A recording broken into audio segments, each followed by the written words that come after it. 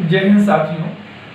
आज मैं एक प्रकरण जो कानपुर में हुआ था 2 दिसंबर को, उसमें भी एक पुलिस की जो एक कहें कि गलती की वजह से या तानाशाही की वजह से या दादागिरी की वजह से एक ही व्यक्ति का जीवन कैसे तबाह हुआ, मैं उस पर आज बात करने के लिए आपके सामने आया हूँ।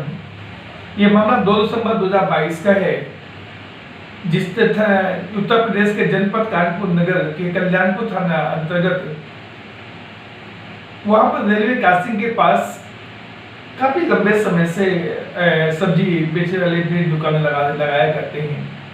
उसी दरमियान वहां पर इंदिरा नगर चौकी इंचार्ज सादाब खान और उनके साथ 2 सिपाही वहां पे आए और सब्जी हटाने के लिए जो भी हड़बड़ी कर रहे, डांट मारना जो कर रहे, प्रक्रिया शुरू किया उन्होंने। तो उसी में एक वहां कल्याणपुर का साहब नगर निवासी सलीम अहमद का पुत्र अर्शलान जो 17 वर्षीय था, वो भी सब्जी लगाए बैठा हुआ था। अपना सामान हटाने में थोड़ा उसको देर हो गई, जिस पर वहाँ के जो दरोगा हैं जिनका नाम बताया सादाब खान और उनके जो साथी थे, उन लोगों ने उसका तराजू और सामान उठा करके रेलवे ट्रैक में फेंक दिया।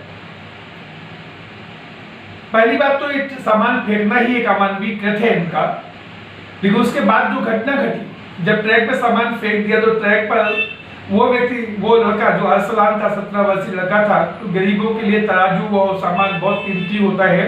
तो सब्जी बेचने वालों के कोई एक दिन में वो हजारों नहीं कमाते हैं, वहां पर एक कुछ चंद रुपए कमाते हैं जिससे अपना घर चलाते हैं वो। तो वो लड़का वहां पर तराजू और अपना सामान उठाने गया। उसी समय ट्रेन आ गई और ट्रेन की चपेट में वो लड़का आ गया और उसके दोनों ट्रेन चपेट आने के बाद बुरी तरह से उसके पैर क्षतिग्रस्त हो गए, जिसको यहाँ पे जिला अस्पताल में ले गए। वहां से जाने के बाद उसको पीजीआई रेफर किया लखनऊ में, जहां उसका इलाज चल रहा है। एक पैर तो काट दिया गया है और दूसरा पैर बचाने के डॉक्टर प्रयास कर रहे हैं। अभी तक उसमें कितनी सफलता मिलेगी, आगे बढ़ाना चलेगा। तो कहने मतलब कि ये भी एक बर्बरतापूर्ण पुलिस की कार्रवाई थी, कानपुर नगर पुलिस की कार्रवाई बर्बरतापूर्ण थी।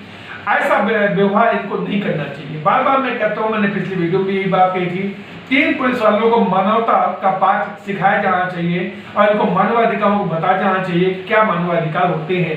पहले समय में मैं देखता था कि मानवाधिकारों के बोर्ड सभी थानों में रखे हुए थे, लेकिन आज के समय में आज ऐसे कोई बोर्ड वहां उपलब्ध नहीं है। आज के समय में जब सरकार के इतने स्पष्ट निर्देश हैं पुलिस को कि मित्र पुलिस के रूप में पुलिस अपना काम करे, तो पुलिस मित्र नहीं, पुलिस एक तानाशाह पुलिस के रूप में काम करती है। अब आज जो 17 वर्षीय जो बालक था, या बोले जिसको कि उसने मैं जीवन शुरू नहीं किया अभी, और जीवन बिना शुरू किए ही यार विकलांग हो गया, एक पैर चला ही गया उसका। अब इसके जिम्मेदार कौन व्यक्ति होगा? और ऊपर से सबसे बड़ी बात तो ये लगती है कि जो आला अधिकारी, उच्च अधिकारी जो हैं, उनको ये बातें क्यों नहीं समझ में आती हैं कि निरंकुश अपने जो अधीनस्थ हैं इन पर सख्त कार्रवाई करें, और ये जो धीरे धीरे कार्रवाई करते हैं उनका हौसला बढ़ाते हैं। इस प्रकरण में भी जो गलती थी चौकी इंचार्ज जो हमारे सादाब खान हैं, उनको उनके ऊपर कार्रवाई न करके जो राकेश कुमार जो है दीवान, उनको निलंबित कर दिया गया। एक दीवान या सिपाही चौकी इंचार्ज अपने उच्च अधिकारी के अंडर में काम करते हैं, वो तो वही कार्य करेगा जो अधिकारी कहेगा। उनसे मजबूरी, उनकी नौकरी करना तो मजबूरी उनकी है। सब कुछ सामने होने के बाद, जसप्रीत गवाह था, वो भी सामने होने के बावजूद अधिकारियों ने जांच का झांसा दे करके फिर अपने एक दरोगा को बचाने का प्रयास किया। और यही इस तरह के जो बचाने के प्रयास हैं, ये इनके हौसले बुलंद करते हैं, और इन्हीं हौसले बुलंद करने की वजह से आए दिन इस तरह घटनाएं हमारे सामने आया करती हैं। जो मित्र पुलिस के रूप में जिनको होना चाहिए, वो शत्रु पुलिस के रूप में हमारे सामने दिखते हैं। तो कहीं ना कहीं एक और भी पहलू है कि माना या अधिकारी गड़बड़ करते हैं, तो कहीं ना कहीं हम जनमानस को भी जागरूक होना चाहिए। ऐसे अधिकारियों के खिलाफ मतलब जो आपके समझ उस हिसाब से इनका विरोध करना चाहिए, और विरोध करके इतना विरोध करें कि कब अगली बारी करेगा ऐसी घटना का अंजाम देने से सोचे कम से कम एक बार। और शर्मनाक बात है, आज 17 साल का बच्चा जिसने जिंदगी अभी शुरू नहीं की थी, आज एक पैर से विकलांग है। मैं तो भगवान से ये प्रार्थना करता हूँ उसको दूसरा पैर बचा रहे। अब एक पैर से विकलांग होने के बाद सोचिए कितना जीवन उसका मुश्किल हो जाएगा। उस एक दरोगा की थोड़ी हट धर्मिता बोले, उसका आतंक, अपना आतंक काम करना चाहता था वो बोले, क्या बोले उसके शब्द नहीं है। उस की वजह से आज एक लड़के ने अपना जीवन शुरू करने से पहले जीवन एक तक खत्म उसका हो गया है।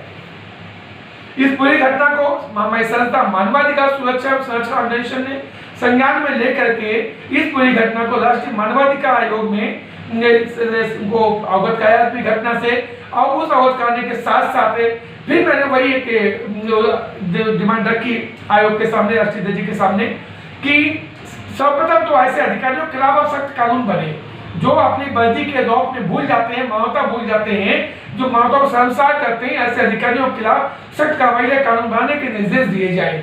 और नंबर 2, इन्हीं के जो वेतन भरते हैं, फंड है जो भी इनका है, इन्हीं के पैसों से इनका निकाल करके वो पैसा इस गरीब जो आज पीड़ित व्यक्ति है, जो असलान जिसका एक पैर कट गया है अभी, उसको इसका मुआवजे के रूप में पैसा दिया जाए। साथ में सरकार को भी, क्योंकि अधीनस्थ है, सरकार को भी ऐसा मुआवजा देना चाहिए जिससे वो कम से कम अपना आगे का जीवन सुचारू रूप से चला सके। ये मानवाधिकार सुरक्षा एवं सुरक्षा ऑर्गेनाइजेशन ने राष्ट्रीय मानवाधिकार आयोग नई दिल्ली को पूरे मामले से अवगत कराया है, और आशा है कि राष्ट्रीय मानवाधिकार आयोग नई दिल्ली इस पर बहुत जल्दी सख्त कार्रवाई करेगा। वो कार्रवाई भी जब होगी तो मैं आपके सामने उस कार्रवाई को लाऊंगा कि इन जो कहते नहीं तानाशाह जो पुलिस के अधिकारी हैं, इनके ऊपर क्या कार्रवाई हुई है, इससे भी आप अवगत कराएंगे। जय हिंद।